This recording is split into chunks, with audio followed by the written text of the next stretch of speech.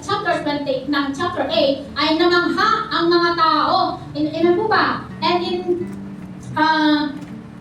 chapter 29 ay, eto nakakalungkot. Buti pa yung demonyo, ina-acknowledge si Jesus as the Son of God. Pero ang mga tao, at verse 29, pagkakasunog daw sila, ano ang pakialam mo sa amin? Anak ng Diyos. Sino ba nagsabi nun? Mga demonyo. According to His image and likeness. Amen? So, pagpapatuloy ko natin sa people, na masyadong nakasentro yung kanilang paniniwala sa law. Amen? Sa Mosaic law. Okay, kaya nga po tinawag silang mga legalist. Kasi wala silang ibang ina-acknowledge kundi divine authority and deep compassion. Okay, so sa verse 1 to 8, sumakay si Jesus sa bangka, tumawid sa kabilang ibayo at tumuloy sa sariling bayan. Pagdating niya niyang higaan ng anak, lakasan mo ang iyong loob, pinatatawad ka na sa iyong mga kasalanan. Amen? And point number 1 po natin is the problem beneath the physical. Okay. Ano po yung intensyon ng magkakaibigan nito? Bakit nila dinala yung kanilang kaibigan to Jesus?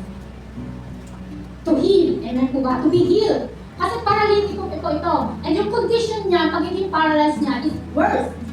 Okay. Wala nang lunas. Walang sino man makakagamot sa kanila. Okay? So that is the main purpose why they brought their friends to Jesus. In all means, by all means, napakaraming tao. Ano po ba? Pero ano po ginawa nila? Sabi nila, hindi natin madala kay Jesus. Amen? Binutas nila yung bubong, hindi po ba? Doon nila inulos. Amen po? Kaya, ang pananalig. Amen? At ang sabi niya, unang-unang sinabi ng ating Panginoon, hindi na sinabi, magaling ka na. Pero sinabi ng ating Panginoon, anak, lakasan mo ang iyong loob, pinatatawag ka na sa iyong mga kasalanan. Ano ba yung nakita ng ating Panginoon na higit na kailangan ng mga tao?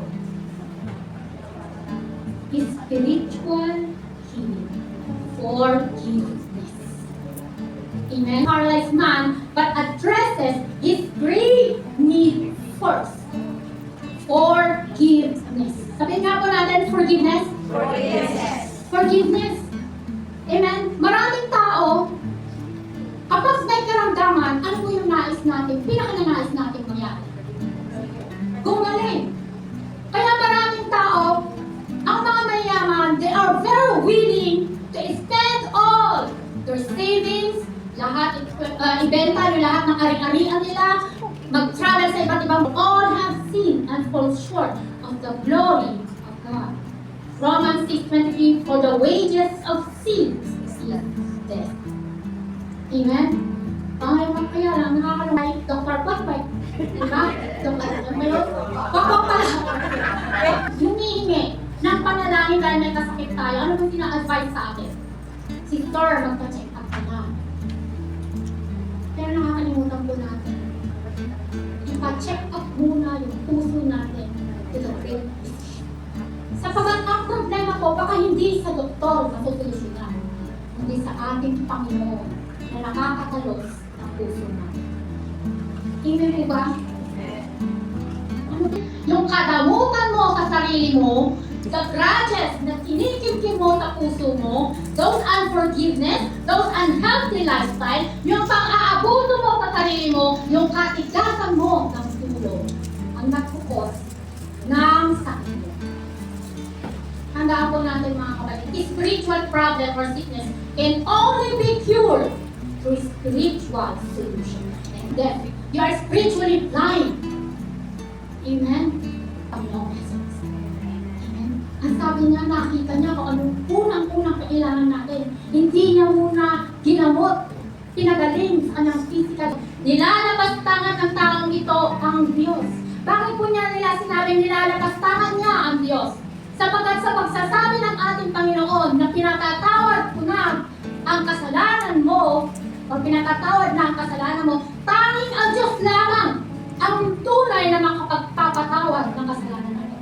Iba po yung pagpapatawad natin sa ating kapwa sa pagpapatawad ng Diyos. Amen po ba? Nangyarihang magpatawad ng mga kasalanan. At sinabi niya sa paralitiko, tumigil ka. Dalhin mo ang iyong higaan at umuwi ka. Tumidig nga ang lalaki at umuwi na makita ito ng mga tao sila natakot at nagpuri sa Diyos at nagbigay ng ganitong kapangyarihan. Ang sabi nila, nagpuri sa Diyos na nagbigay ng ganitong kapangyarihan sa mga tao. Ang tao, pinapatungkulan po yung mission para sa kasalanan ng kita. Naganap po ba sa Kanya? Amen. Namatay na ang ating Panginoon. Kaya nga, may kaligtasan ng kahit tiyak ng kapatawaran sa ating mga kasalanan. Amen. Para sa kanila, is sa pagtupad sa kautusan. Amen. Ang ganda po na kinanta natin kanina, truly God is God of order. Wala naman po pinag-usapan kung ano yung topic ngayon. Para ng kasalanan. Kaya Jesus lamang may tunay na kagalingan. Kaya Jesus lamang may tunay na kalayaan. At kaya Jesus lamang may kaligtasan at buhay na walang hanggan. Amen. Palapakan nga po natin ang ating Panginoon. Sabi ko sa Jeremiah 17:14, Heal me, O Lord, and I will be healed. Save me, and I will be saved. For you are the one I praise. Amen. Psalms 32:1, sabi ko doon, Blessed is he whose transgressions are forgiven, whose sins are forgiven. It's better to be paralyzed temporarily in this world, mga kapatid, kaysa ma-paralyze yung kaluluwa mo at makapunta sa impyerno, eternally. Yun ang sa akin, uwian, is the groom and his church is the bride. Sabi ko din, Jesus supposed to be, it is a celebration. Sa Panginoon, kung puno-puno tayo na mga dalahin. Today is the day that the Lord has made. We will rejoice and be glad in it. At ang sabi ko kanina, kahit ano ang damdamin natin, hindi nakabase ito sa pagpupuri natin sa Panginoon. Amen po ba? We are all gathered here in the presence of the Holy Spirit, in the presence of God, in the name of Jesus, to worship Him. Amen po ba? To rejoice. Hindi po para maging malungkot. Because it is the resurrection day. At pagkabuhay, Amen. Sa